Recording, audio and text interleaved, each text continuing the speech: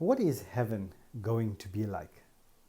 Firstly, to those in heaven, they will be in a service, in the service of King Jesus. And it will be one of eternal occupation for all the inhabitants of heaven. The Bible states that we shall serve him day and night in his temple. The presence of Christ himself shall be one everlasting enjoyment of the inhabitants of heaven. And we shall see his face and hear his voice and speak with him as a friend with a friend. Now, if you have difficulties with Christ and his teachings, then sadly heaven is going to be a great offense for you. The King himself will be there. His presence will satisfy our wants.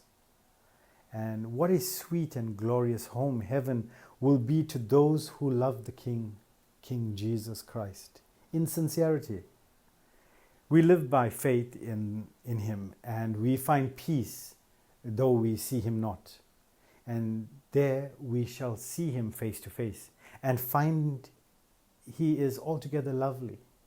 A better indeed will be the sight of the eyes than the wandering of the desire. But alas, how little fit for heaven are many who talk of going to heaven when they die, and while they manifestly have no saving faith and no real acquaintance with Christ. You give Christ no honor here. You have no communion with him. You do not love him. Alas, what could you do in heaven? It would be a place for you. Its joys would be no joy to you. Its happiness would be no happiness into which you could not enter.